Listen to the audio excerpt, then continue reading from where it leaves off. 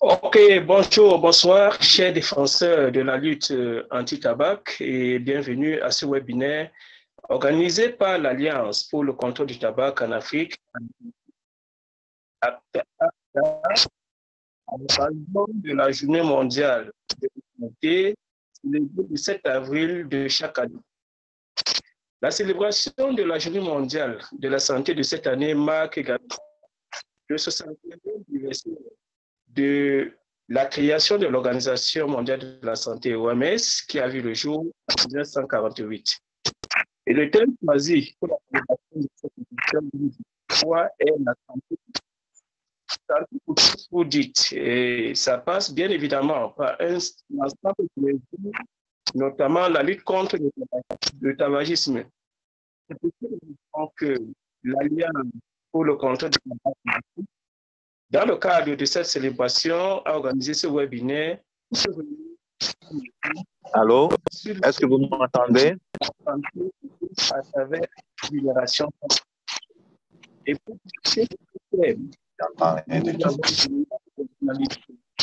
pour riche dans la lutte anti-tabac.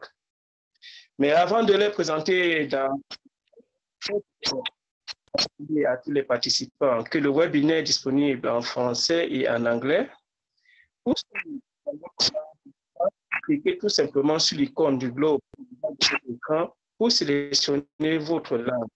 Vous avez également la possibilité de poser des questions au cours de la session et afin de partager votre connaissance et votre expérience dans la discussion avec tous les participants. Mesdames et messieurs, de la lutte anti-tabac, nous pouvons maintenant d'introduire ou de présenter les panélistes, les dominantes personnalités qui vont nous venir. Je commencerai par le professeur Koumakou Vigno Vincent. C'est un neurologue engagé dans la santé publique. Bonjour tout le monde. Et un accent particulier sur la promotion, la prévention et la prise en charge des maladies non transmissibles en général et des accidents vasculo-cérébraux en particulier. Cet engagement lui a permis d'être nommé coordinateur du programme national de lutte contre la santé du Togo de 2011 à 2021.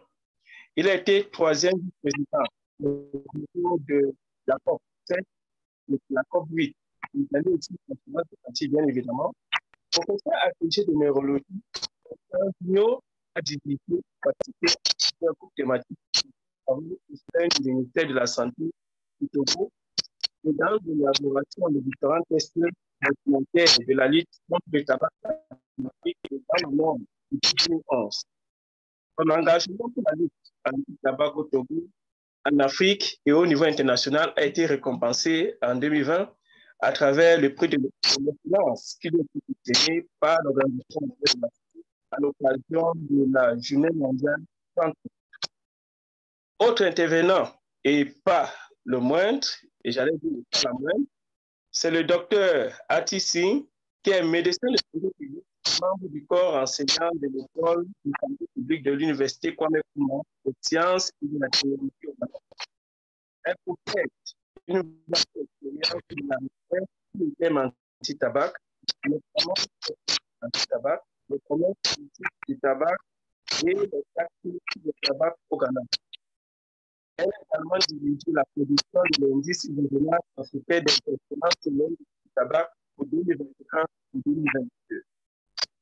Ce soir, nous allons également suivre une présentation de Valérie Bello, qui est président du groupe Network de l'organisation South African Tobacco Free Forum. Il est également un ancien participant au mouvement de un mentor pour les jeunes, un formateur et un conseiller commercial. Il est passionné par le développement des compétences et l'orientation professionnelle. La passion pour la lutte anti-tabac est née du travail qu'il a mené, convoqué et mobilisé dans le secteur vert où il a créé le South African Tobacco Free Youth Forum. Ce forum a pour but de mobiliser des jeunes intrépide et passionné afin qu'il s'élève contre les tactiques vicieuses de l'industrie du tabac et qui soutient le projet de loi sud-africain sur la lutte anti-tabac à mesure qu'il progresse dans le processus législatif. Nous allons également suivre cet après-midi Dr Catherine qui a obtenu un doctorat en psychologie et en médecine de la santé à l'université de KwaZulu-Natal à Durban, en Afrique du Sud. Elle a bénéficié de 2 bourses de recherche postdoctorale. La première à l'UQAM et la seconde au contrôle de recherche en éducation de l'université de la Californie à San Francisco, un centre collaborateur de l'Organisation mondiale de la santé pour la lutte anti-tabac. Dr Ebe est membre de la Société pour la recherche sur la nicotine et le tabac, Society for Research en nicotine and tobacco, en abrégé en anglais. Elle est naturellement l'investigatrice principale en cours, notamment la première enquête mondiale sur les adultes en Afrique du Sud qui a été réalisée en 2021. Le projet Tobacco in Africa. L'exposition des étudiants universitaires au marketing et à la publicité de la e-cigarette et du narguilé, ainsi que le projet Tobacco and Game. Elle est l'auteur de plus de 50 publications universitaires, 40 articles publiés dans des revues à comité de lecture. Voilà, mesdames et messieurs, chers défenseurs de la lutte anti-tabac. Le menu, la biographie sommaire, les spécialités qui vont vous entretenir cet après-midi au cours de ce webinaire. Le tout premier sur le panel que je vais introduire maintenant, c'est le professeur Marco Vignon, qui est professeur à l'université de Kara au Togo. Il nous parlera de l'épidémie en Afrique sur la population. Si le professeur m'écoute, bonsoir et bienvenue. Bonsoir, professeur.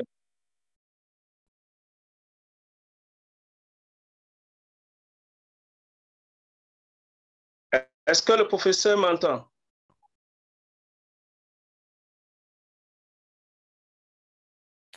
Oui, le professeur est en ligne. Professeur Kumako. Ok, bonsoir, professeur, et bon après-midi. Merci d'avoir accepté d'édifier les populations ou alors les membres de ce webinaire sur la question de l'Afrique. Professeur, vous avez la parole.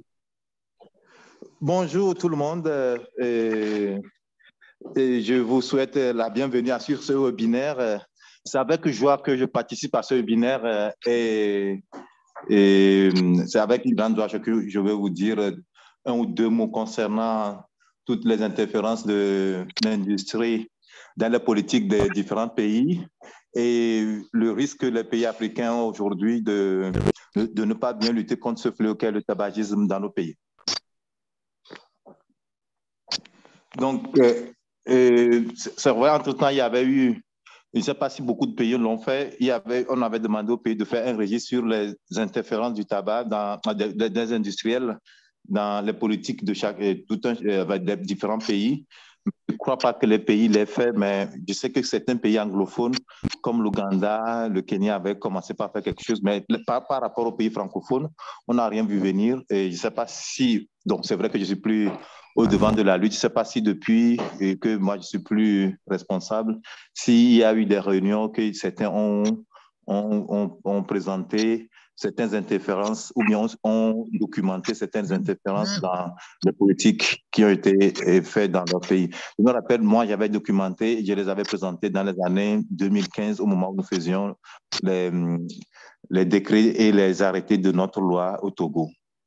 Maintenant, c'est vrai qu'il continue d'interférer parce qu'il y a certaines décisions qui ont été prises au Togo et qui, a priori, reflètent ce que les industriels souhaitaient, mais bon, et je ne veux pas aller plus loin parce que ça ferait un peu juger parti.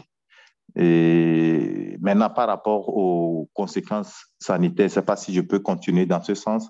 Et je vais demander d'abord la permission si je peux continuer.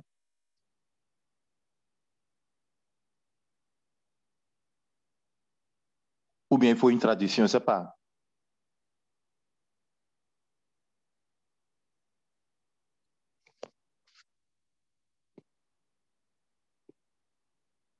Allô? Est-ce que vous m'entendez? Vous souhaitez une traduction? Oui, nous vous recevons. Est-ce que vous souhaitez que je parle aussi en anglais ou bien c'est bon? Vous pouvez y aller en français, professeur Kumako. D'accord. Nous avons l'interprétation. Ah, ok, l'interprétation automatique. Bah, ok, parfait. Oui. Docteur Kumako, donc, votre caméra, oui. s'il vous plaît, mettre votre caméra, s'il vous plaît, professeur. Ah, d'accord. Et ok, je mets la caméra parce que ça va me bouffer un peu d'unité. C'est pour cela que je n'ai pas mis. Oui, ne serait-ce qu'au début, pour que les gens puissent vous voir, ne serait-ce qu'au début, et après, vous devez couper. Ça marche. Et cette fois-ci, c'est bon? Oui, c'est bon, nous vous écoutons. Vous pouvez après couper, au moins les gens vous voient. Je peux continuer? Oui, professeur.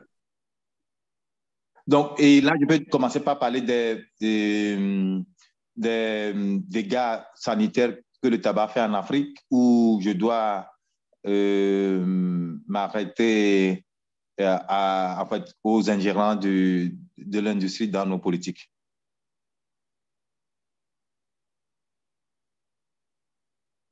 Vous parlez des dégâts sanitaires, s'il vous plaît. Ok, Afrique. Ça marche. Donc, aujourd'hui, il y a beaucoup... Oui. En Afrique, il y a beaucoup de maladies. Et en fait, actuellement, je suis dans une session sur la lutte contre les AVC. Et en Afrique, il y en a beaucoup. La morbimortalité, plusieurs pays africains ont présenté sur la morbimortalité des AVC. Et nous avons constaté que le tabagisme est un facteur favorisant de la survenue des accidents vasculaires cérébraux dans nos pays. Et tenez-vous bien, dans la plupart des pays, c'est la première cause de handicap acquis dans nos pays africains. Et c'est la première cause d'hospitalisation dans la majorité des pays, en fait, dans les pays de la région sud-africaine. Et donc, ce qui fait que ne pas lutter contre le tabagisme aujourd'hui, c'est laisser la porte ouverte à tous les dégâts dans nos pays, d'autant plus que par rapport à l'âge de survenue de ces AVC, on a constaté que ça survenait dans 60 à 85% avant 65 ans, c'est-à-dire que valide. Donc, c'est les personnes qui doivent économiquement faire avancer nos pays qui tombent sous le coup des complications de l'usage du tabac. Et donc, ne pas agir maintenant sur les accidents vasculaires cérébraux, c'est en fait se laisser nos pays dans le sous-développement, d'autant plus que le tabac tue très prématurément nos populations valides, nos populations qui doivent tirer nos pays vers l'avant. Non seulement, c'est juste que j'ai pris l'AVC, pourquoi? Parce que, comme je l'ai dit, dans la plupart des revues que nous avons eu à faire sur les pays africains, et elle constituait la première cause de mortalité, le tabagisme était un des facteurs de risque les plus puissants. Donc, si nous prenons les autres complications que les cancers aujourd'hui, il y a une explosion des cancers dans nos pays et vous savez que nos pays n'ont pas beaucoup de moyens et quand il y a une explosion, ça suppose, et cette explosion touche essentiellement des patients jeunes. La moyenne d'âge tourne autour de 40-45 ans. Et donc, si avec la société civile ne tire pas très vite la sonnette d'alarme, puisque pour la plupart de nos dirigeants, ils se disent que le tabac, bon, ce n'est pas pour aujourd'hui que ça va faire des dégâts, et ce sera dans 10-20 ans. Et donc, il faut attendre. Si on ne tire pas très vite la sonnette d'alarme, on aura une population complètement malade d'ici quelques années, et ça fera un dégât extrêmement important sur le plan économique, sur le plan sanitaire. Nous avons vu ce que la COVID a entraîné dans nos pays. Et après quelques mois seulement, puisque on n'a pas fait la fermeture comme l'ont fait les pays occidentaux, on a fermé juste pour quelques mois, mais sur le plan économique, le dégât était très important. Aujourd'hui, ne pas lutter contre le tabac, c'est faire, c'est ouvrir la porte à toutes les maladies, puisque le tabac est inclus dans beaucoup de maladies, dont je viens de citer les plus importantes. Et donc, ne pas fermer rapidement cette porte, c'est ouvrir notre économie à tous les fléaux, d'autant plus qu'on sait que le tabac, aujourd'hui, en train de détruire nos forêts. Et on utilise en fait, la forêt d'études pour pouvoir cultiver, pour pouvoir avoir de nouvelles surfaces. On utilise le bois de ces forêts pour pouvoir fabriquer et les papiers et en fait, tout ce qui est consommable pour pouvoir fabriquer le tabac. Donc, c'est pas, ne pas lutter contre le tabac dans nos pays, c'est en fait, à coup sûr, un arrêt de notre développement. Donc, si je veux me résumer, les complications, on les connaît, puisque, a priori, tous ceux qui sont sur le panel, ils savent que sur le plan sanitaire, c'est la plupart, ça donne le tabac cancérigène avec au moins 4000 produits toxiques. Et pour les cancers, ça va des cheveux jusqu'aux orteils. Donc, je ne vais pas les lister, mais pour le cancer de poumon, on en sait beaucoup. Et pour les AVC, j'en ai parlé parce que nous sommes en session actuellement. Vous voyez que la tenue que je porte, et ce n'est pas une tenue de l'Afrique, c'est parce que nous sommes en session et on est en train de parler. Tous les pays africains se sont réunis et tous les pays sont passés venir dire leur réalité de cette affection et les facteurs de risque. Les facteurs de risque, pratiquement dans tous les pays, il y a le tabac dedans. Et donc, aujourd'hui, il faudrait que nous ne baissions pas la garde, il faudrait que nous agissions, il faudrait que la société civile soit forte dans nos pays. Je vous remercie.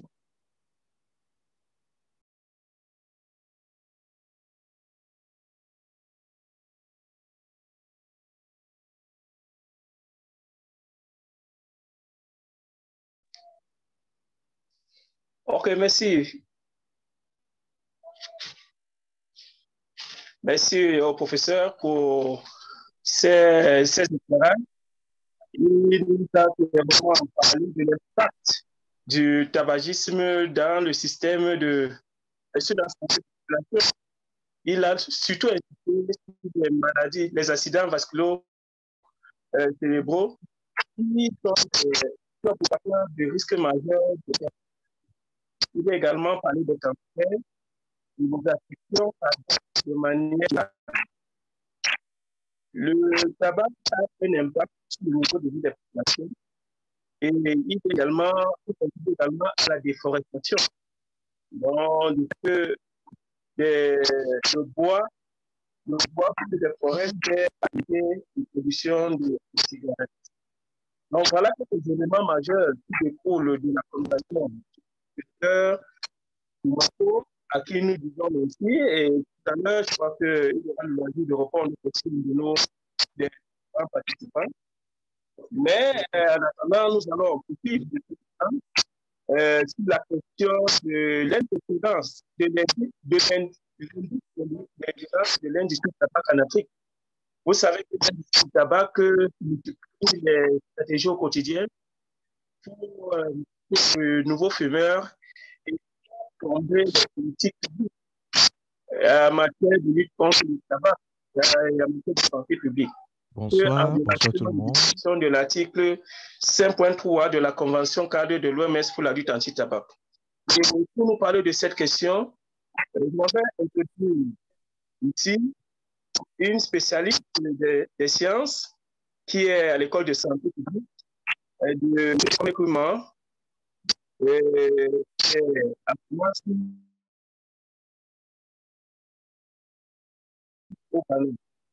J'ai parole. Good afternoon, Dr. Ati, and welcome.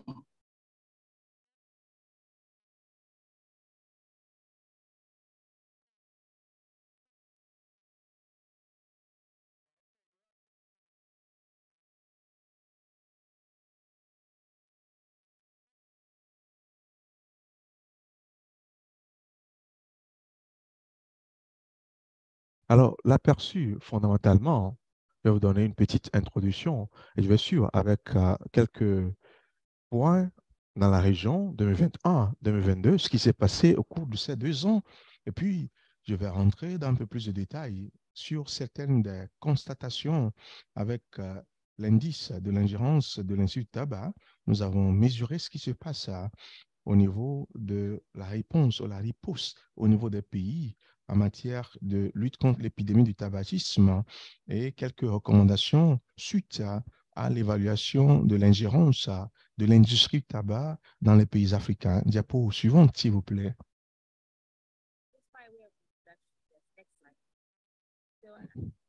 Introduction.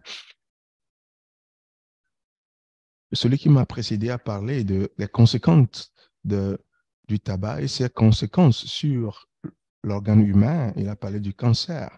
Mais l'industrie, dans sa perspective, le tabagisme, selon l'industrie, il y a une réduction du tabagisme et en baisse et plusieurs pays au niveau mondial n'ont pas une prévalence aussi élevée en matière du tabagisme.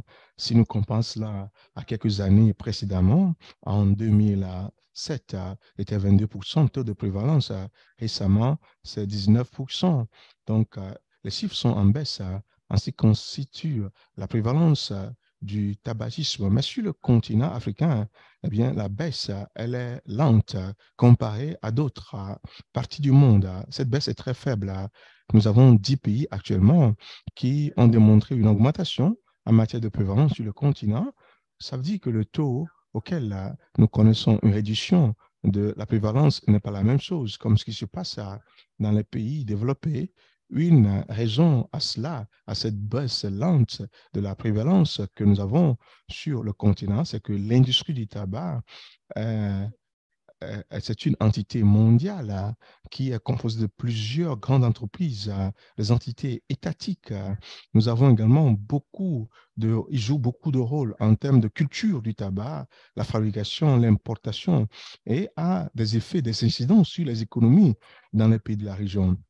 Malgré les dommages évidents causés par les produits tabac, l'industrie ne joue pas assez de rôle en ce qui concerne les activités nuisibles de l'industrie tabac et sur le corps. De manière constante, ils sont en train de retarder les politiques bien de manière. Ils affectent le progrès et retardent le progrès de nos pays. Dans le cadre de la CECLAT, depuis 2014, nous avons un article, l'article 5.3, qui aborde la question que les pays doivent se protéger contre les effets de ces intrus et ils doivent avoir des politiques claires sur comment contrôler l'interférence à l'industrie du tabac. Alors, c'est un article essentiel en matière de la lutte contre l'ingérence de l'industrie du tabac. Les pays doivent se protéger contre l'ingérence de l'industrie. Et si nous suivons cette carte, c'est une carte du monde qui nous montre la mise en œuvre des politiques de lutte contre le tabac dans le monde, à l'échelle mondiale. La partie qui est en bleu foncé nous montre le niveau élevé de mise en œuvre des politiques de lutte anti-tabac et dans la région africaine, la couleur un peu claire, ce qui veut dire que nos politiques ne sont pas mises en œuvre, comme c'est le cas à d'autres parties du monde où la couleur est un peu foncée en Amérique, en Asie ou bien en Europe, ce qui dénote du fait que le niveau de mise en œuvre de nos politiques est faible et n'est pas de manière appropriée mise en œuvre. Nous avons des problèmes avec les politiques de lutte contre le tabac. Voilà pourquoi l'industrie cherche ces opportunités pour profiter de ces failles que nous avons. Et de même, comme pour le voir, nous avons plusieurs types d'entreprises du tabac, mais les plus grandes entreprises constituent ceux-là qui sont British American Tobacco, qui constituent les gros poissons sur le continent africain. La plupart de ces pays dans notre région constituent un marché potentiel pour l'industrie. Les pays africains sont un marché potentiel pour l'industrie et ils veulent profiter de cela pour avoir accès à nos marchés et avoir accès aux populations de manière plus facile, plus que ce qui se passe en Occident. Nous avons Phyllis Morris Imperial Brand, Japan Tobacco International, et il y en a d'autres, hein, mais British American Tobacco a un rôle important à jouer en matière du continent africain. Et ce qu'ils ont pu faire dans notre cadre, il y a les documents internes qui décrivent les stratégies de publicité, de marketing, des documents qui ont fait l'objet de fuites publiées par l'Université de Bath, qui eh bien, ont révélé qu'il y a beaucoup de choses que l'industrie fait en termes de publicité, de commercialisation, par rapport à la vente de leurs produits dans nos régions. Et BAT également est bien positionné pour pouvoir tirer profit de ce marché africain parce qu'il va eh bien, prendre possession et profiter de mettre en œuvre une grande partie de ce qu'ils n'ont pas pu faire en Occident parce que c'est plus facile pour eux et nous avons une population plus vulnérable ici. Je veux dire, beaucoup de femmes.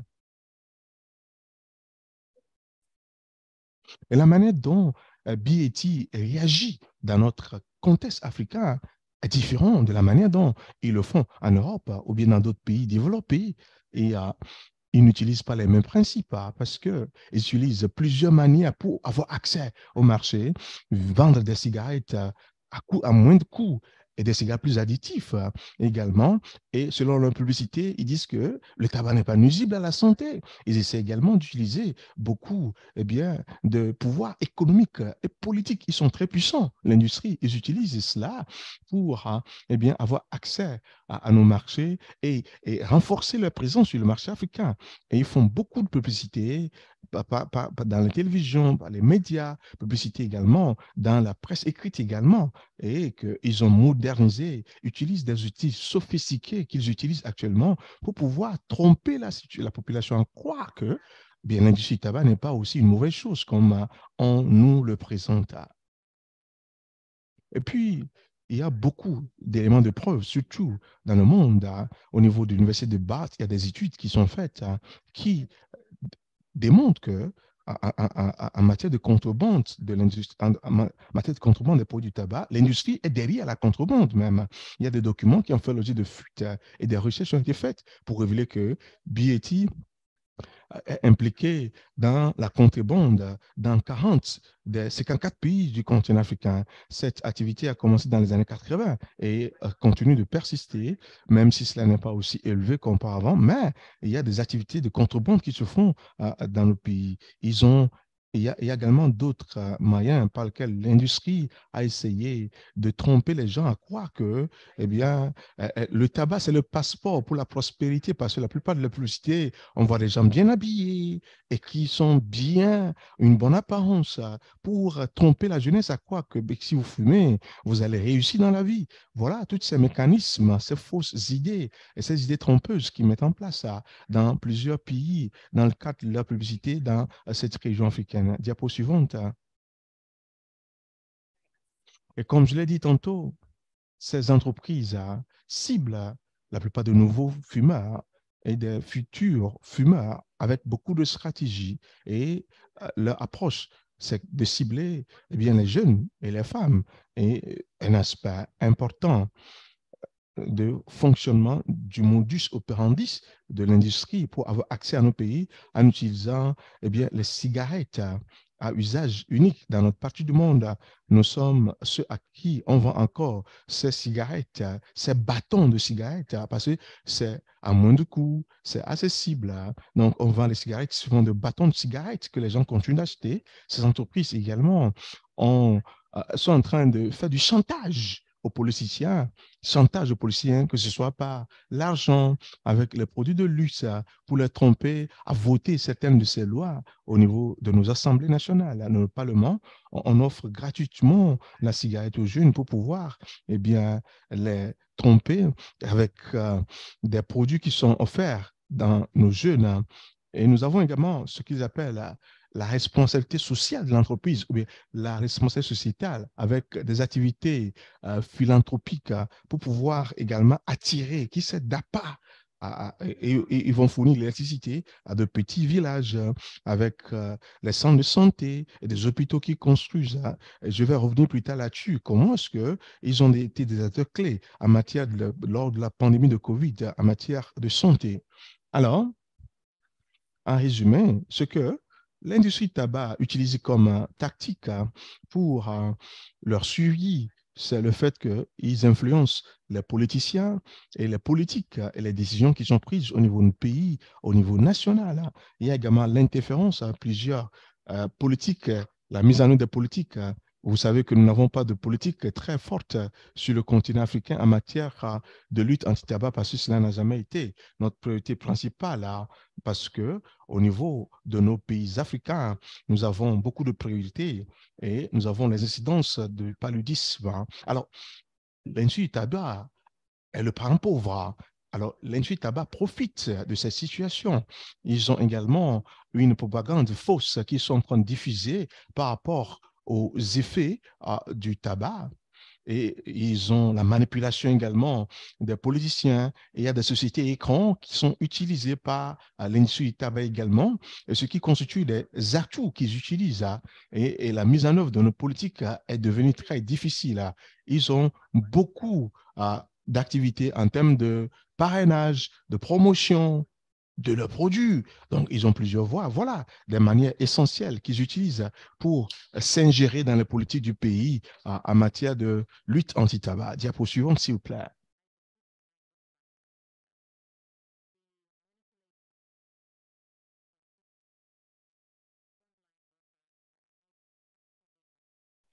Ils empêchent le gouvernement de lever également les impôts. Donc, le coût des impôts qui est faible sur les produits tabac, et ce qui également constitue l'interférence des politiques sans tabac. Ils ne veulent pas que les pays puissent avoir des lieux qui sont nommés pour un environnement sans tabac, une politique détaillée qui ne permet pas que personne ne fume dans les lieux publics. Ils veulent qu'on ait des lieux qui sont aménagés pour les fumeurs. C'est ça ce qu'ils sont en train de promouvoir dans leur politique. Et l'interdiction de la fumée dans les lieux publics, dans les hôpitaux, dans les bars. Donc, vous voyez que nos mécanismes ne sont pas mis en œuvre de manière appropriée à cause de l'ingérence. L'étiquetage, il veut que leurs étiquettes qui couvrent une petite portion du paquet de cigarettes comparé à ce que l'OMS recommande, il faudrait que cela ne dépense pas 30-50%, mais c'est parce que la recommandation de l'OMS stipule, et ils veulent également la taille et beaucoup de matériel de promotion en matière de l'étiquetage de produits tabac. Nous avons la responsabilité sociale de l'entreprise également. Ils ont des interventions en termes de catastrophes et des situations d'urgence. En termes de publicité, il y a la publicité au niveau des points de vente, alors que cela est contraire à certaines politiques de nos pays. Il n'y a même pas d'interdiction. En ce qui concerne la responsabilité sociétale de l'entreprise en matière de promotion, ils veulent que la promotion soit interdite seulement aux mineurs, que la promotion ne soit pas interdite à d'autres groupes de la population. Commerce illicite du tabac, ils veulent, bien entendu, ils ne veulent pas que le protocole soit adopté au niveau des pays. Ils voudront qu'il y ait des arrangements qui soient trouvés pour leur permettre de pouvoir diluer les lois anti-tabac dans nos pays. Donc, voilà les voies spécifiques par lesquelles l'industrie du tabac s'ingère dans les politiques de lutte anti-tabac dans nos divers pays. Il a été prouvé, grâce à des recherches qui ont été réalisées, que l'Afrique serait le marché prometteur pour l'industrie du tabac. Nous voyons comment cela se fait avec les preuves en ce qui concerne l'effort consenti par l'industrie du tabac dans la région Afrique.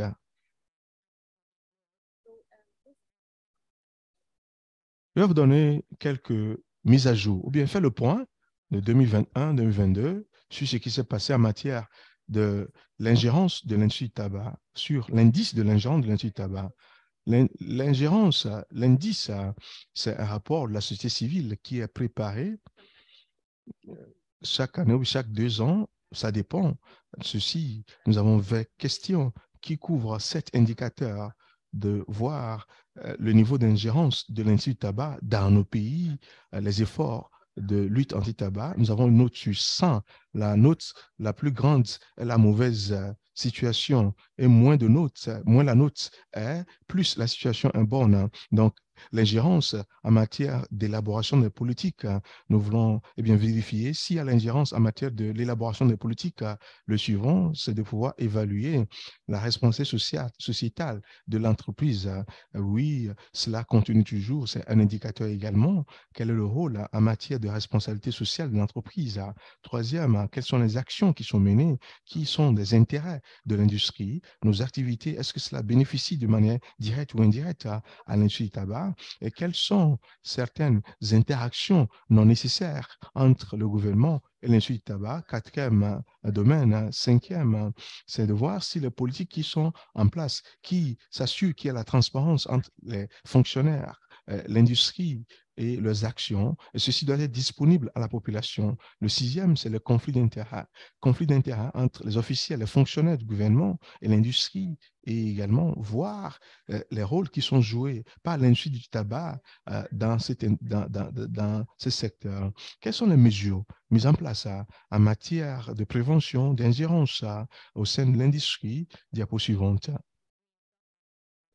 Alors, en résumé, les chiffres ici, qu'est-ce qu'ils nous démontrent? En 2021, nous voyons ce qui s'est passé.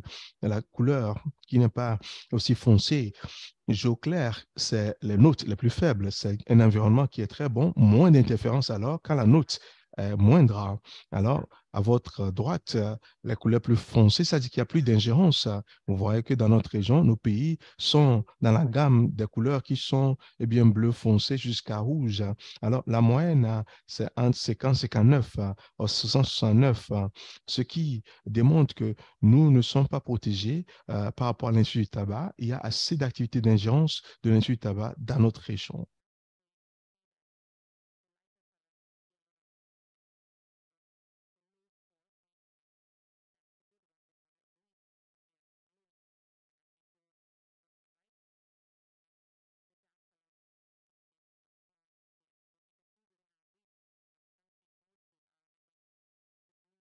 On n'entend plus l'orateur. J'espère que personne ne parle là. L'oratrice, on n'a plus de son.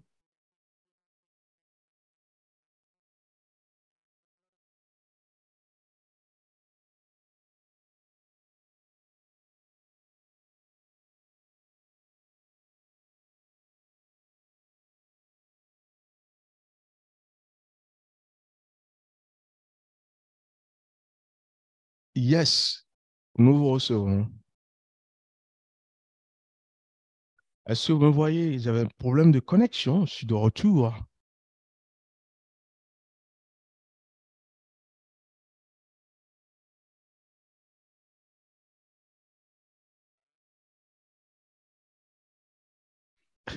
En 2021-2022, c'est le résumé de ce qui s'est passé. Nous avons eu 13 pays, 2021, 14 pays qui nous ont fourni ces indicateurs. Et en 2021, nous avons 14 pays, 13. L'Afrique du Sud n'a pas de données. C'est l'exclusion en 2022, mais tous les autres pays ont pu fournir les informations. En résumé, ce que nous avons remarqué, c'est que il y a des pays qui font des progrès, l'Ouganda, Kenya, le Gabon, qui ont fait beaucoup d'activités en matière de protection de leur politique contre l'ingérence, moins de conflits d'intérêts, ont été très transparentes avec leur politique.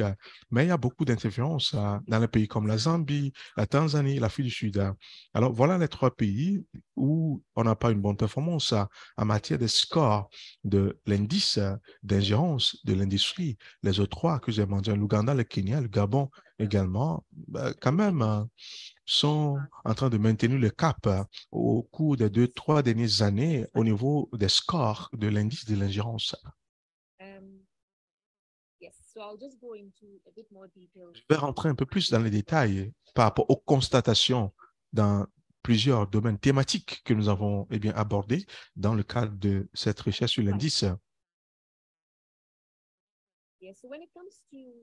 En ce qui concerne le premier domaine thématique, c'est la participation de l'industrie, bien l'ingérence de l'industrie dans l'élaboration des politiques.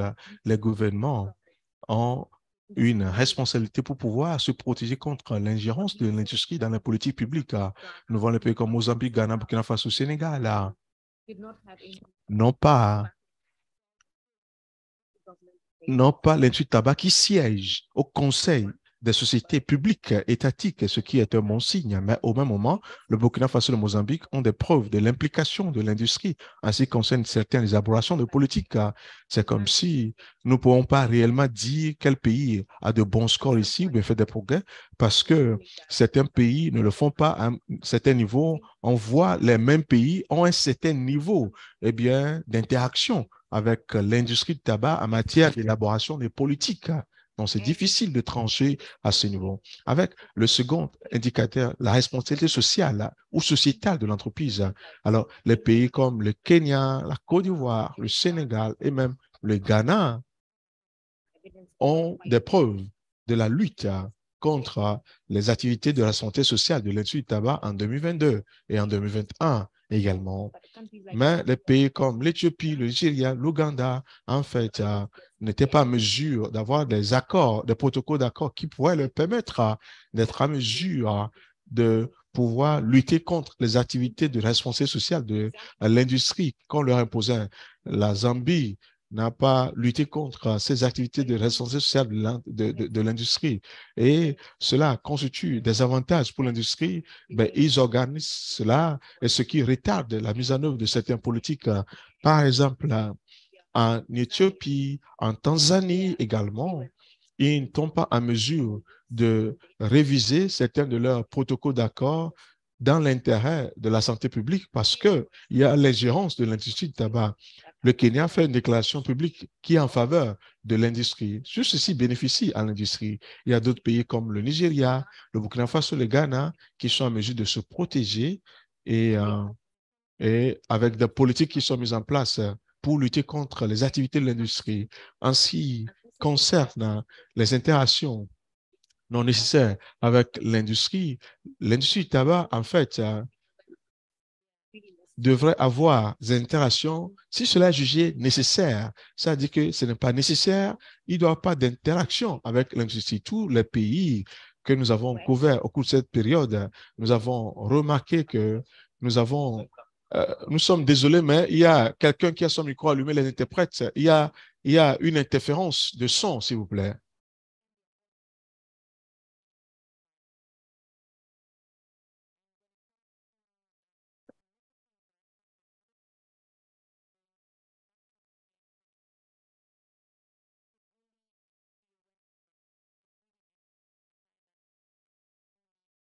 Que nous avons suivi D'autres.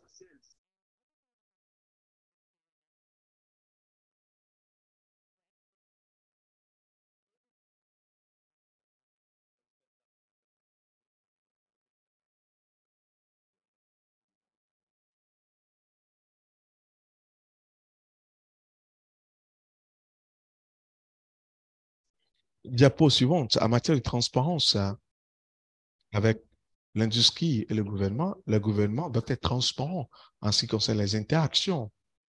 Mais nous avons des pays comme l'Éthiopie qui ont publiquement publié leurs interactions avec l'industrie du tabac.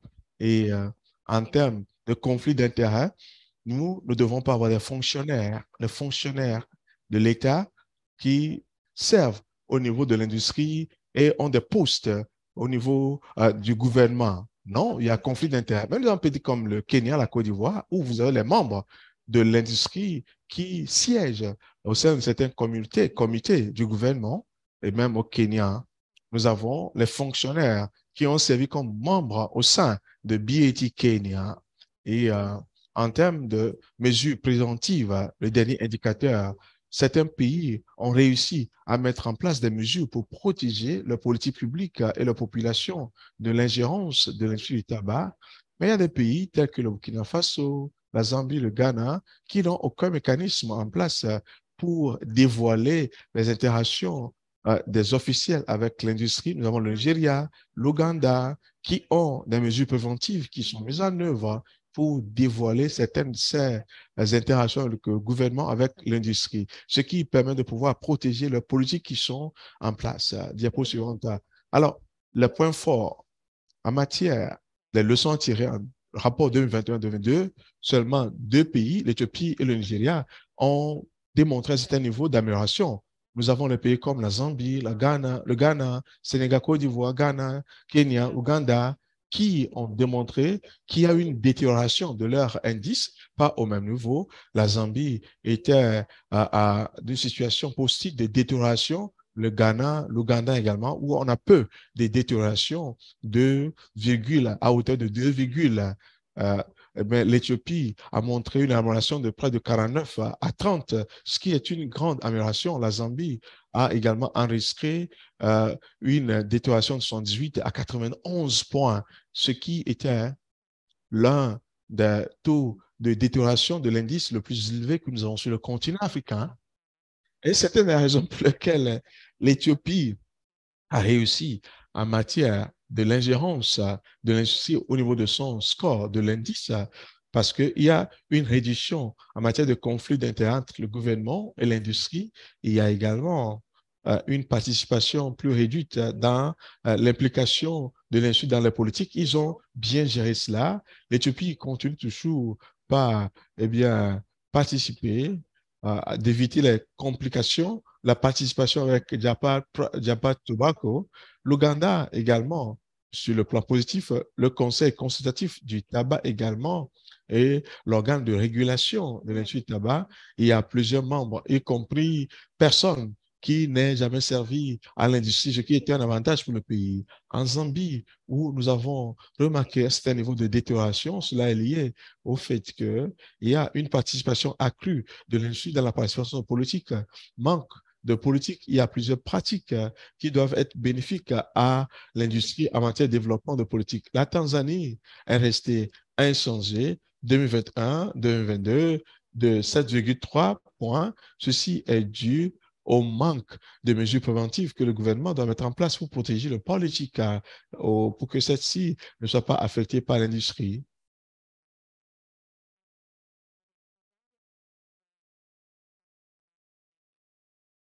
Et n'oublions pas les effets de la pandémie de Covid en ce qui concerne le Big Togado, ce que nous aurons. La pandémie est une opportunité en or pour l'industrie afin de pouvoir profiter des faiblesses du continent africain. Beaucoup d'activités de responsabilité sociale d'entreprise sont en cours et nous pensions qu'il est très sympathique. Mais ils ont leur propre agenda. Nous faisons tout ci pour bénéficier de leur intérêt. Diapo suivante. Et en ce qui concerne de manière spécifique ce qu'ils faisaient en termes de pays au sein de la région, ce qui démontre le résumé des actions en notre pays, beaucoup de dons. Quand il s'agit des équipements de protection individualisés, les EPI, le Kenya, nous avons un fonds de près de 100 millions de dollars pour un groupe pour reprendre les activités après la COVID. L'Ouganda, d'autres pays également, un rôle similaire à jouer. Pour la Tanzanie, ils ont également fait le don des équipements de près de 38 millions de dollars aux officiels du gouvernement pour l'usage médical. Les fonds de COVID, ils faisaient tout cela au nom de COVID, mais ils se cachaient derrière ça pour promouvoir leurs propres intérêts.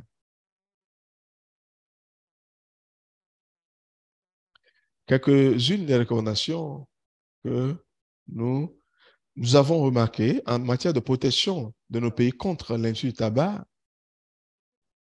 Je vais essayer de faire sortir les points essentiels, mais ce que nous pouvons dire, diapo suivante,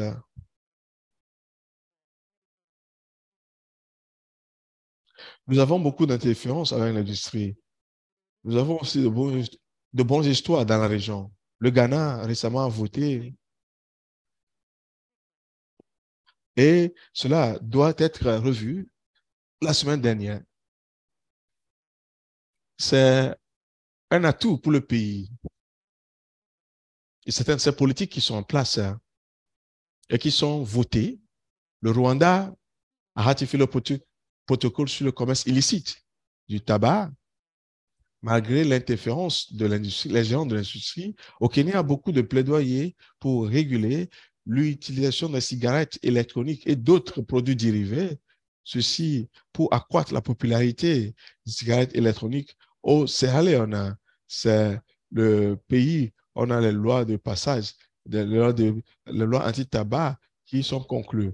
On peut voir que malgré toutes les interférences, nous avons toujours de bonnes histoires dans la région, que le pays essaie toujours à, à pouvoir voter les politiques importantes. Des recommandations.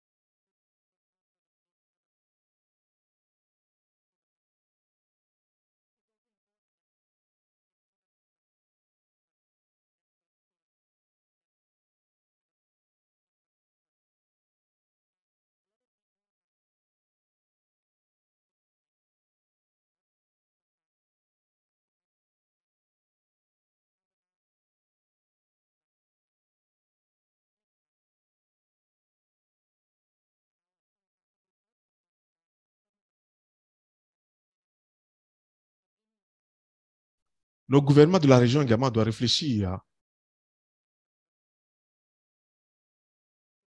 C'est la seule manière que nous pouvons savoir si nous avons une bonne performance en matière de l'ingérence. Une raison pour laquelle nous faisons cela, c'est de faire le score de l'index pour savoir ce qui se passe au niveau pays, pour que nous puissions mettre en place des mesures au niveau pays et au niveau régional.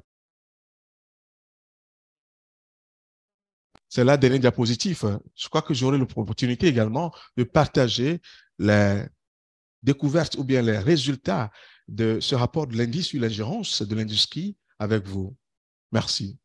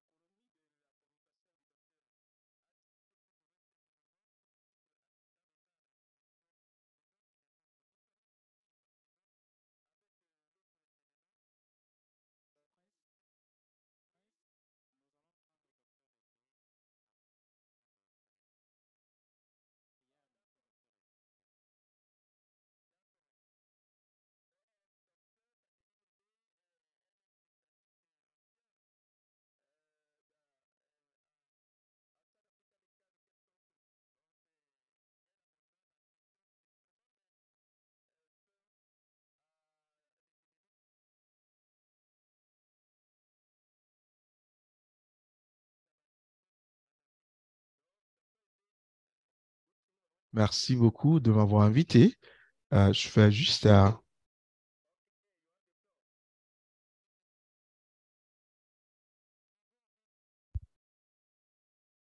cette communication porte sur une étude que nous avons réalisée en 2021, 2022.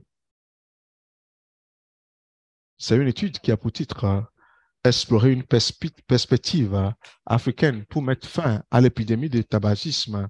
Cette communication a été faite lors de notre conseil sur la recherche sur les nicotines et le tabac. Je suis en train de faire cette communication aujourd'hui parce que c'est un groupe où nous devons être préoccupés par cette question. J'ai jugé utile que cela est essentiel. C'est une bonne opportunité de partager les résultats avec vous. Voilà les co-auteurs de cette étude. Certains au niveau du South African Research Council et là également l'University de Californie à San Francisco et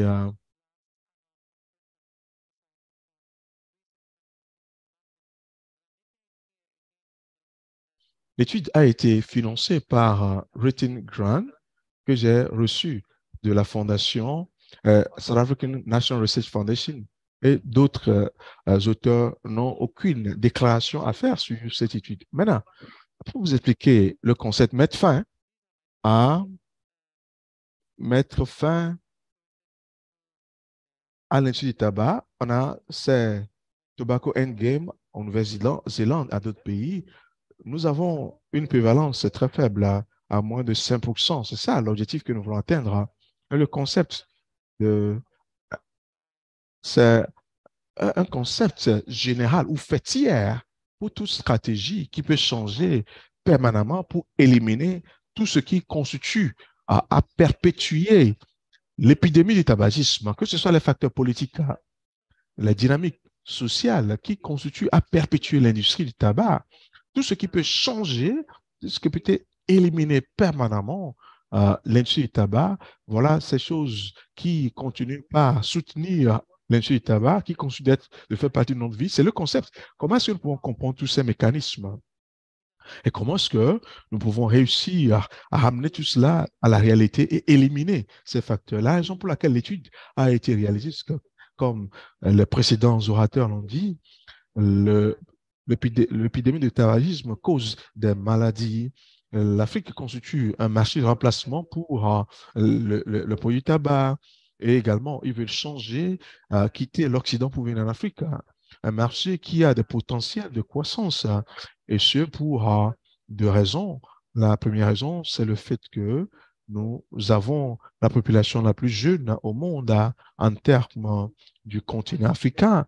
Et également, bien entendu, il y a des possibilités pour la croissance économique au sein de la population africaine lorsque plusieurs personnes vont expérimenter une croissance en termes de leurs revenus avec de l'emploi et vont devenir eh bien, la jeune classe qui est la classe qui a un emploi, ils vont utiliser le tabac. Voilà la raison qui sous-tend les activités de l'industrie du tabac sur le continent africain. Alors, si nous voulons laisser l'Afrique hors de ces discussions de comment mettre fin à l'épidémie du tabagisme, nous aurons des problèmes. Ou ailleurs, dans d'autres pays au monde, les gens ont connu une avancée en ce qui concerne eh bien, les méfaits.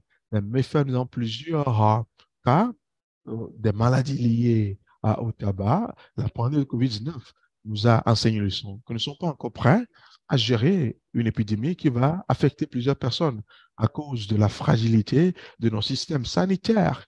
Ceci est très important, que nous puissions avoir cette discussion pour que nous n'arrivions pas là où nous allons lutter pour garder nos populations en bonne santé, garder nos établissements hospitaliers en activité. Le but de l'étude, c'est de vérifier quelles sont les stratégies pour mettre fin à l'épidémie du tabagisme qu'on peut mettre en place en Afrique subsaharienne. Et les acteurs, quels sont les acteurs de la région? Que pense-t-il? Que pense-t-il peut-être des stratégies qui peuvent fonctionner sur le continent africain? C'est de pouvoir explorer. Que pensent les acteurs? Qu'est-ce qui peut marcher? Certains ont participé à cette étude qui sont connectés à ce webinaire. C'est intéressant de vous avoir ici aujourd'hui, participant à ce webinaire, et nous voulons attendre votre point de vue sur ce que nous pourrons faire. Qu'est-ce qui peut marcher? Quelles méthodes nous devons mettre en place? Cette étude, c'est une étude avec deux phases. La première phase, c'est la partie qualitative. Et la partie qualitative, nous n'avons pas commencé la phase quantitative pour le moment en raison des contraintes budgétaires. Mais nous avons achevé la partie qualitative. La partie qualitative a consisté à faire les interviews des informateurs au sein des communautés d'acteurs au sein de la région. Et les critères d'inclusion sont les suivants. Il faut être un adulte résidant dans la région, résidant en Afrique subsaharienne, bien entendu, et doivent avoir travaillé au moins 1 an ou plus dans le domaine de lutte anti-tabac, pour que nous soyons sûrs que ces personnes nous donnent les informations éclairées, pertinentes sur ces questions. Ainsi, nous avons fait les échantillonnages, nous avons fait également les stratégies. On a demandé aux gens de recommander d'autres personnes qu'ils pensent peuvent répondre à ces critères que nous avons définis. Et le profil que nous cherchons, c'est des interviews semi-structurées, un guide de questionnaire d'interview. Nous savons que notre région a deux langues principales, l'anglais et le français. Nous avons fait les entretiens en anglais et en français, dépendant du choix du répondant. Je crois que c'est seulement au Mozambique où les participants ont voulu répondre en portugais, mais nous n'avons pas cette possibilité de leur offrir un chercheur qui parle portugais. Donc, les participants ont accepté de participer plutôt en anglais, je crois en français, je ne me rappelle plus bien. Alors, nous avons fait l'analyse des données en utilisant NVivo, qui est un outil d'analyse des questionnaires, des enquêtes. Voilà la répartition socio-démographique. 29 participants de 12 pays en Afrique subsaharienne ont participé à cette enquête. La répartition des pays, vous le voyez, nous avons ici la plupart sont des hommes. Nous avons des participants de 3 secteurs principalement qui ont participé, les ONG, les OSC, et puis les départements étatiques, recherche et les universitaires. Nous avons 4 thèmes principaux pour cette analyse. Voilà les problèmes soulevés par les répondants, ce qu'ils pensent doit se faire en Afrique, sur le continent africain, pour pouvoir mettre fin à cette épidémie de tabagisme. Ils ont parlé des politiques africaines ou régionales, ou bien des stratégies afrocentriques. Et quelqu'un l'a dit, la charte africaine pour mettre fin au tabagisme. Deuxième, éducation, sensibilisation, stratégie d'éducation, de sensibilisation. 3, stratégie d'appui, de soutien pour les fumeurs, pour qu'ils arrêtent de fumer. Et il y a d'autres stratégies qui ne sont pas dans les 3 premières stratégies. On les a classées comme autres stratégies. Pour creuser davantage dans cette stratégie, les politiques régionales, les participants nous ont dit que nous avons besoin d'avoir une stratégie qui soit sensible à la culture et aux dynamiques régionales sur le continent africain. Et particulièrement parce que certains de nos pays sont des pays qui cultivent ou on cultive le tabac. Donc, ces pays dépendent de la culture du tabac, la culture des herbes de tabac pour les investissements étrangers. Si on leur supprime cette activité, on leur interdit cette activité sans leur offrir une option, il n'est pas fort probable qu'ils acceptent cette stratégie de substitution. Alors, c'est ça la discussion. Certains de ces participants soulevaient.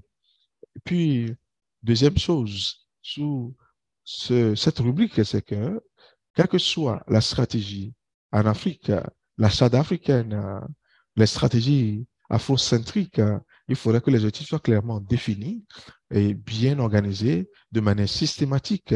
Par exemple, il est possible de rendre cela obligatoire. Ceux qui veulent vendre les tabacs, d'avoir une licence, comme on l'a pour l'alcool. En Afrique du Sud, on ne peut pas vendre l'alcool sans la licence. Si tel est le cas pour le tabac également, ça permettra de contrôler le tabac sur le marché. Puis, il y a la question d'une génération sans tabac, comme c'est le cas en Nouvelle-Zélande. Pourquoi pas en Afrique? Quelque chose qui peut être fait l'objet de suivi facilement et qu'on peut mesurer également facilement. Et le dernier sous-point sous cette rubrique, c'est que en raison de, des nouveaux produits du tabac qui font leur entrée sur le marché, une grande partie des lois que nous avons ne sont pas détaillées pour couvrir ces produits. Ainsi, il y a lieu que les pays africains puissent, ils ne doivent pas attendre pour que ces produits viennent sur le marché africain avant de commencer par penser à la réglementation. En Afrique du Sud, ils savent sûrement que si ils ne vont pas en Afrique du Sud, ils vont aller au Zimbabwe et partout. S'ils sont au Ghana, on va les retrouver au Nigeria rapidement et dans les pays voisins du Ghana. Alors, les répondants pensent que les pays africains doivent être plus sérieux pour la réglementation de ces nouveaux produits tabac, parce que l'industrie se sert de ces produits pour avoir accès au marché.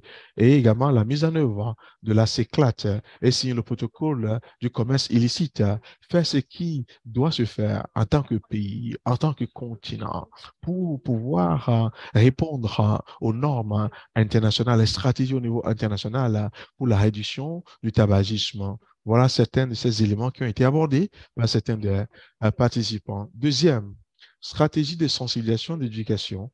À ce niveau, nous avons l'organisation d'une campagne d'éducation de sensibilisation. Ceci doit cibler divers groupes, pas seulement de manière générale, une campagne générale, mais une campagne qui puisse cibler les groupes comme les étudiants, les travailleurs, les femmes, la jeunesse et l'utilisation des réseaux sociaux. La plupart des lois que nous avons abordent principalement sont abordées sur les médias traditionnels. Les médias traditionnels sont utilisés. Alors, nous avons les gens disent que s'ils vont assez aux réseaux sociaux avec ces déclarations pour faire la publicité de leurs produits sur Internet. Donc, nous n'avons pas de manière claire comment nous pouvons utiliser les réseaux sociaux, les formes de publicité sur les réseaux sociaux, comment cela peut faire l'objet de propagation sur les réseaux sociaux. Il faut utiliser ces nouveaux médias pour sensibiliser l'industrie de la musique, parce que l'Afrique est préoccupée par c'est la musique, le film. Donc, il faudrait que nous puissions utiliser ces moyens pour promouvoir la sensibilisation de ces produits. L'industrie du loisir, parce que l'industrie du loisir utilise cela pour encourager les gens à fumer. La plupart des films de nos jours, il y a des gens qui fument ces produits de tabac et sans en avoir peur. Nous savons que très souvent, ce que nous avons dans les réseaux sociaux, les nouveaux médias, on remarque que ceux qui vivent dans les zones rurales sont laissés en rade. Il n'y a aucun programme en leur faveur. Alors, nous avons jugé utile de suggérer, de mettre en place une initiative pour cibler les zones rurales. Et le dernier, c'est l'utilisation des leaders religieux, bien l'implication des leaders religieux en matière de plaidoyer, parce que nous savons que nous sommes religieux en tant qu'Africains, et si nous faisons rentrer le leader régional, juste comme cela a été fait pour la campagne de VIH-Sida, des fois, ils ont les organisations confessionnelles qui ont été impliquées dans la sensibilisation pour soutenir ceux qui sont infectés également du VIH-Sida. Donc, il est suggéré que le même modèle soit utilisé pour mettre fin à l'épidémisme du tabac. Troisième, c'est les stratégies d'appui. Ceci inclut accroître les efforts de prévention. Et c'est deux choses différentes que nous mettons en place. La prévention, c'est ceux qui n'ont jamais goûté au tabac, mais Le sevrage, c'est pour ceux qui ont déjà utilisé. Mettre en place des numéros verts. Des numéros verts au niveau national. Nombreux sont les fumeurs qui veulent s'arrêter, mais ils ne savent pas qui parler. Ils ont essayé de leur propre euh, chef, leur propre moyen, mais ils n'ont pas eu l'appui qu'ils méritaient. Je sais que le fait de dire à quelqu'un que tu peux le faire, des fois, c'est suffisant pour que la personne puisse initier des tentatives. Les lignes gratuites doivent être mises en place au niveau national et de manière intéressante. Certains ont abordé la question de comment est-ce que nous pouvons explorer les tradithérapeutes, les remèdes traditionnels, puisque nous connaissons la médecine traditionnelle. Certains de ces tradithérapeutes peuvent aider également en matière de lutte pour pouvoir réduire eh bien, l'addiction à la nicotine. Les sources alternatives de revenus. Comme je l'ai dit, on ne peut pas supprimer la culture du tabac sans proposer une stratégie de substitution, un moyen pour que les mamans puissent se procurer. Nous savons que ceux qui sont les cultivateurs puissent ne pas continuer. Il faut des alternatives, que les gens se sentent que, ben, ils se soucient de nous. Et pour que certains des répondants ont dit cela. Et enfin, les autres stratégies, c'est l'utilisation des sports. Le sport, nous aimons le sport en Afrique. Ça, nous en sommes conscients. Et même au niveau de la Coupe du Monde, on peut chercher les ambassadeurs au niveau du sport, le festival de sport sur le continent. J'en ai entendu parler comment on peut utiliser cela pour promouvoir la lutte anti-tabac. Nous avons l'importance également de la recherche fiable et également la recherche qui est très forte. Il veut voir les papiers qui reflètent le contexte que parce que s'il y a des études qui ont été réalisées dans le monde occidental, vous les amenez juste en Afrique, le montant d'intérêt qu'ils auront à lire cela ne saura être comparé que si nous leur donnons quelque chose qui a été fait en Afrique. Alors, au Ghana, en Éthiopie, les participations pensent qu'il faut encourager la recherche au niveau local, mais la recherche robuste, suivant les procédures scientifiques pour les rendre crédibles pour utilisation. Il y a le suivi de l'industrie, il n'y a rien qu'on pourra faire sans le suivi. Le dernier, le docteur Hati a parlé de combien l'industrie, il n'y a aucune manière. Il nous a dit comment est-ce que l'industrie a assailli l'Afrique. Donc, on ne peut pas mettre en place cette stratégie sans n'ayant les moyens, pas juste l'argent, mais comment être de manière proactive pour éviter l'ingérence. Et en dernier ressort, les participants, juste de la manière dont là, au niveau de la CECLAT de l'OMS, chaque pays va, eh bien, transposer ses politiques dans ses lois nationales. Si nous avons la charte africaine sur comment mettre fin à l'épidémie du tabac, nous pourrons le faire.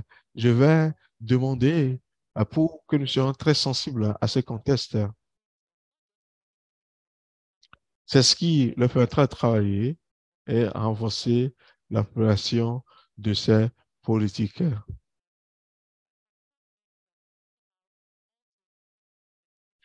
Les participants ont dit, pour que cela réussisse, si vous mettez en place les politiques qu'il faut, et tout est en place, tout ce qu'il y a comme la documentation, il y a 7 choses à faire. La campagne de sensibilisation efficace sur les stratégies, sur les politiques. 2, il faut la volonté politique. Il faudrait que nous puissions tout le monde à bord. On doit avoir une collaboration sectorielle, collaboration entre le gouvernement, les OSCE, les collaborations au sein des organisations et agences étatiques pour accroître la mise en œuvre efficace. Il a également dit qu'il faut la disponibilité des fonds. Très souvent, il y a des lois, mais ils ne suivent pas de manière réussie à ces lois. Donc, les pays doivent s'engager également.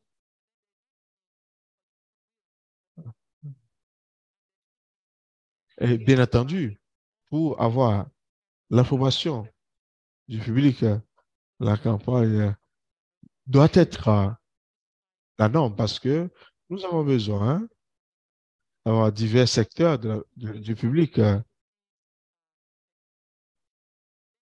qui sont responsables de faire avancer ces messages.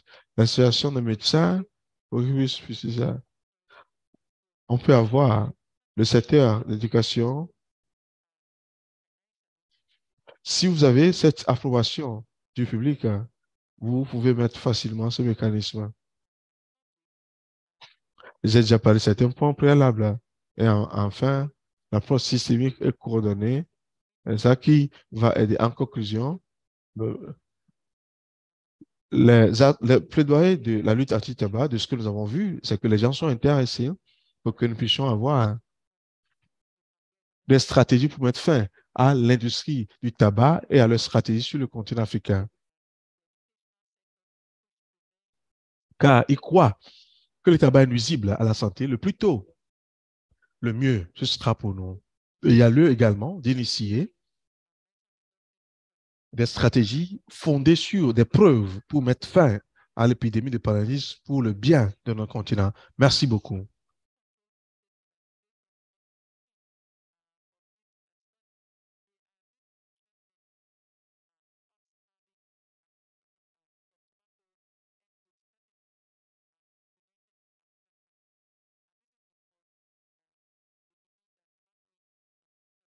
Merci, Dr. Higbe, pour cette communication. Ladies and gentlemen,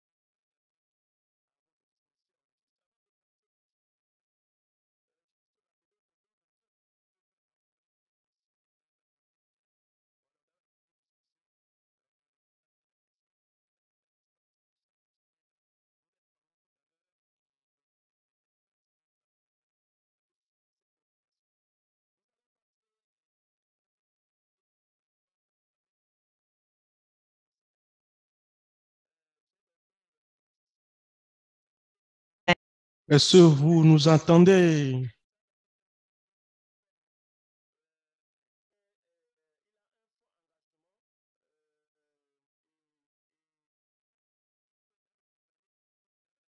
Merci, collègues. Merci aux panélistes.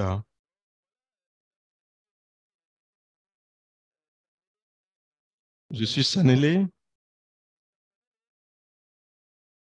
Le son se coupe. Le son se coupe. La voix de l'orateur s'est robotisée. Une génération sans tabac, nous croyons à cela en Afrique du Sud. Et nous espérons qu'un jour, nous pouvons nous dire que nous sommes une génération sans tabac dans notre vie. Et c'est ce que nous espérons voir. Nous envisageons voir cela avec la jeune génération de l'Afrique du Sud. À résumer, ce que nous faisons en matière de lutte anti-tabac, c'est que, vous savez, en Afrique du Sud, il y a de nouveaux sujets de discussion actuellement.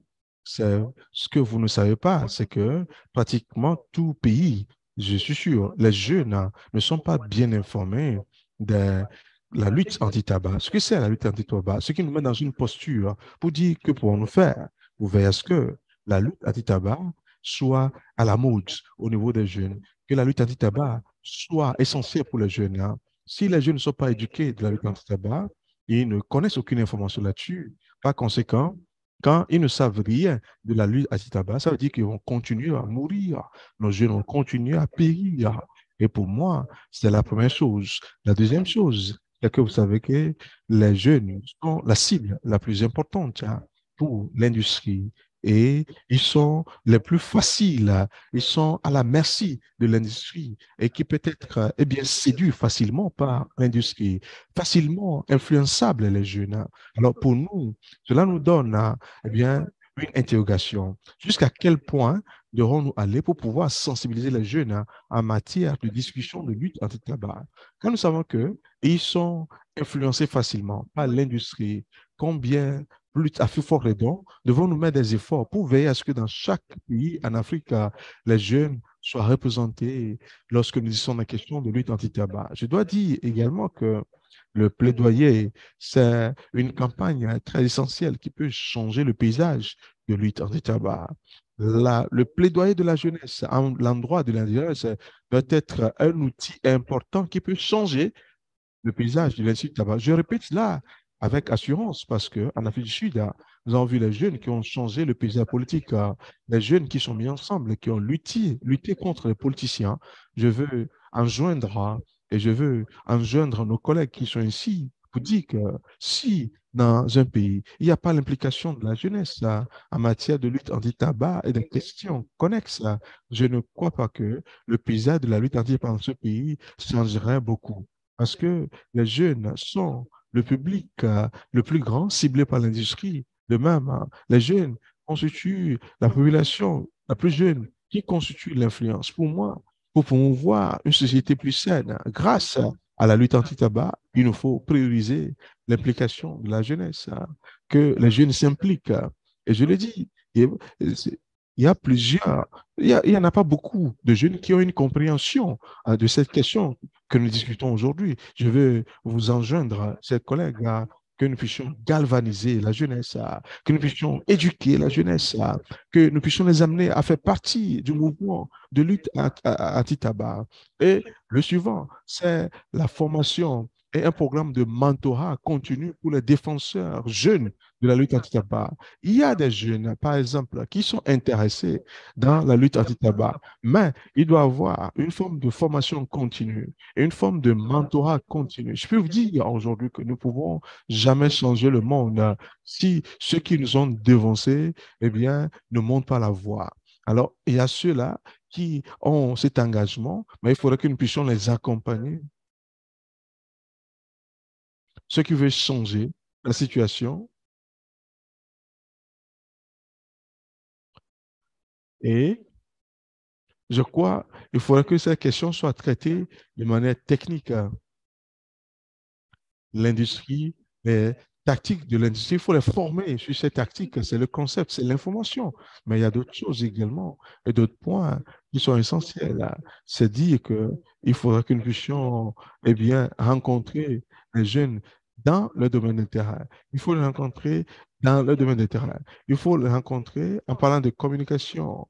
Il faudrait que nous puissions les aider grâce aux réseaux sociaux, grâce aux médias. Nous ne devons pas avoir honte de parler à ces jeunes en utilisant les célébrités pour pouvoir renforcer le niveau d'intérêt. La plus grande erreur des politiciens, c'est qu'ils supposent que ce que les jeunes veulent, eux, ils le savent. La plus grande erreur que nous pouvons commettre dans l'Afrique là-bas également, comme défenseur, c'est de supposer que nous savons comment les jeunes voudraient que nous puissions communiquer avec eux. En Afrique du Sud, nous avons dit que rien pour nous sans nous. On ne peut pas parler des programmes de jeunes sans l'implication de la jeunesse. On ne peut pas parler de plaidoyer de jeunes sans l'implication de la jeunesse. Je dois féliciter la CTA qui a une représentation jeune, même sur ce panel aujourd'hui. Mais pour moi, cela dénote la volonté parce qu'il n'y a pas d'édition pour les jeunes, sans les jeunes, parce que notre expérience et notre connaissance peut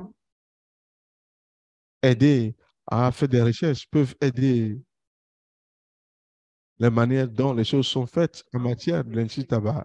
Je dis qu'il faudrait que nous soyons proactifs et notre réactif à ces questions de plaidoyer des jeunes. Il faut que nous puissions déployer les outils parce que l'industrie avance à une vitesse vertigineuse. Il faudrait que nous puissions les suivre. Que pouvons-nous faire pour être proactifs? N'attendons pas que l'industrie fasse le premier pas sur les réseaux sociaux, sur le marketing, la communication, nous allons réagir. Il faudrait que nous soyons proactifs et mettre en œuvre un certain nombre de campagnes avant que l'industrie intervienne. Le dernier point, c'est de parler des compétences, de l'emploi, le volontariat. Parce qu'il faudrait que nous puissions rappeler que les jeunes font face à beaucoup de défis. Nous ne pouvons pas parler de la lutte anti-tabac, on va parler d'une société saine, mais il faut essayer de faire le lien entre tous ces problèmes sociaux, tous ces problèmes sociaux. Vous dites que les jeunes font face au chômage et ils ne sont pas qualifiés. Nous avons dit la seule manière pour transformer les jeunes, c'est le niveau d'intérêt. C'est lorsque nous commençons par les aborder sur les compétences de contrôle du tabac et également développement de contrôle du tabac lié à la jeunesse. On va parler de volontariat. Pourquoi est-ce que les jeunes doivent être volontaires à tout temps? Comment est-ce qu'ils participent à des questions liées au tabac? Est-ce que nous pouvons les sensibiliser pour qu'ils comprennent les dégâts, les méfaits?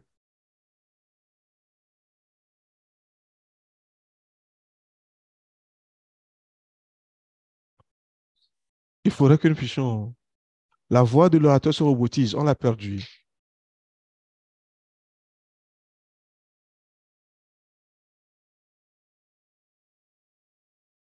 Soient impliqués pour autonomiser les jeunes dans notre pays.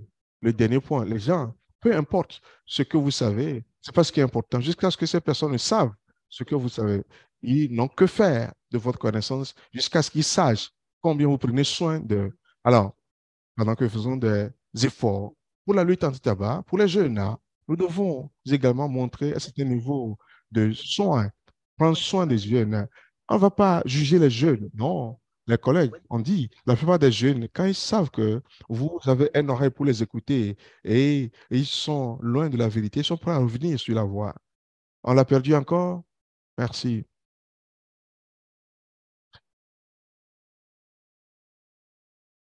Il faut leur donner le cadre de réflexion sur ce problème de lutte anti-tabac. Ils vont le faire. Ils vont corriger ce qu'ils faisaient qui n'était pas bien. Je crois que c'est le dernier point. La lutte anti-tabac doit être rendue sexy pour les jeunes. Pour la lutte anti-tabac, nous devons nous assurer qu'ils puissent tirer davantage de la lutte anti-tabac, que ce soit en vogue, que ne soit pas mais enseignons-leur comment ils doivent comprendre pour bénéficier de ces structures. Alors, pour conclure, je sais que je parle sans les notes. Parlons aux jeunes avec beaucoup d'attention et de soin Et pendant qu'il pose la question, il me pose la question souvent, Sanele, pourquoi donc dois-je me joindre à vous, à votre mouvement? Quels sont les avantages? Une fois que nous répondons aux questions, pourquoi les jeunes, hein, cela nous donne la solution pour veiller à ce que l'industrie ne continue pas à recruter les jeunes hein, et les appâter avec les célébrités, les jeunes et toutes les informations. Pour moi, ce sera tout pour aujourd'hui. Veillons à ce que dans tous les pays, que les jeunes soient impliqués. C'est la génération future. Ils sont la génération présente. On ne peut pas les exclure de cette discussion de lutte anti-tabac. Merci beaucoup.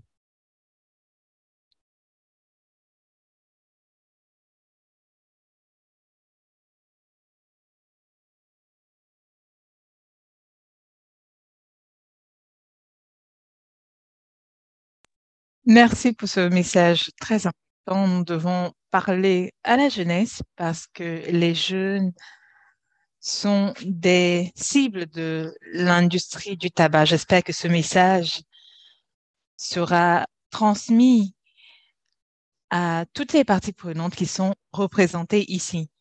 Ladies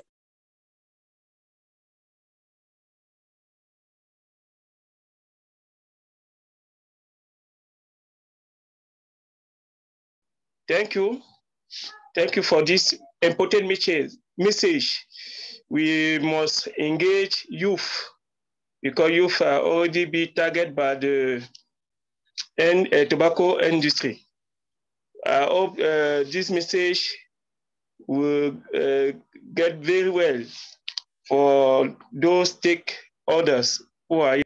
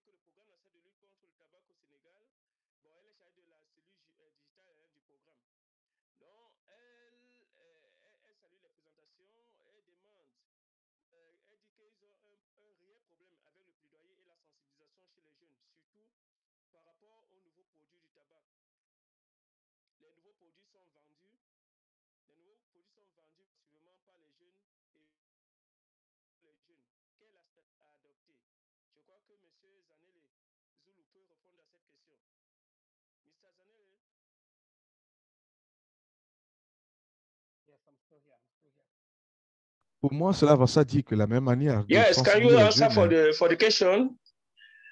Please translate the une grande question. I partie des couldn't jeunes understand it. périssent parce qu'ils ne savent The pas. question is that the new product Comme ils of ne savent tobacco pas, are ça pose un sold, problème pour moi. C'est massively sold l'éducation de la jeunesse in d'abord. youth Tout milieu passe par l'éducation. and by the youth. Nous avons besoin de Which galvaniser les approach, jeunes. which strategy can we put to target, to fight against Ceux those practices? qui s'intéressent à la lutte anti-tabac, il faut les éduquer, il faut les former. Okay, I think for me, Et it c'est ce que goes nous back faisons en again Afrique to du saying Sud. that the best way is to educate our young people. I can tell you that Il y a des there's jeunes. a word that says, "My people perish because they lack knowledge." And for me, Nous many of our continuons young people de are les perishing intégrer, de because les they don't impliquer. know. And the more Nous that devons they nous don't assurer know, qu'ils soient bien they think they éduqués. know. Plus ils sont So for me, éduqués, it's about educating our young moins people. One. ils pourront tomber dans le But piège two, de l'industrie du we tabac. then need to galvanize the young people that have got interest. You know, the non-smokers, the young people that have got interest in the tobacco control space. Merci, M. We Zanelli, pour ces educate them réponses. more, we train them more, so they can go out into the community. What we've done in South Africa, by the way, we've written it into parliament, written to industry, to say that as young people, we can see and we take a stand against the works of their doing, the doing of their works. You know, so we continue to fight for the bill. And I think for me, it's just about ensuring that our young people are educated. And the more educated they are about the harsh reality of tobacco, is the less we'll get young people involved.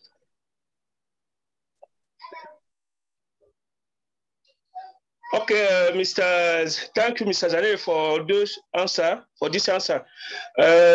I think we are going to end this webinar because we are already rich in the end. Donc, mesdames et messieurs, le temps imparti à ce webinaire est arrivé à son terme. Nous savons qu'il y a plein d'autres questions que nous n'avons pas pu lire. Nous nous en excusons. Nous espérons tout simplement que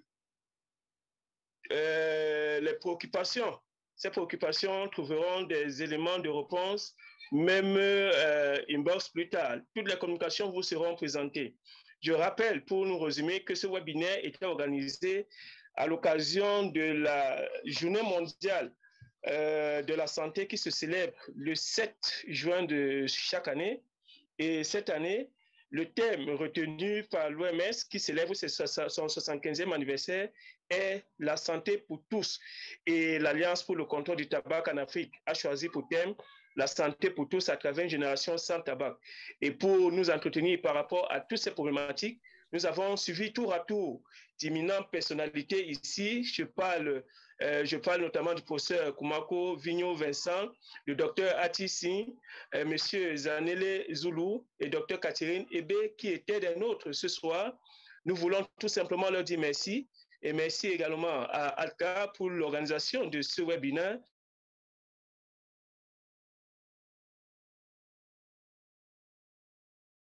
Qui nous a permis d'être édifiés sur l'épidémie et comment faire pour atteindre vraiment l'objectif souhaité par l'OMS, qui est celle de la santé pour tous. Le tabac étant un problème de santé publique dans le monde et même dans notre continent. Sur ce, nous voulons vous dire merci. Merci à tous ceux qui ont pris de leur temps pour participer à ce webinaire et à bientôt.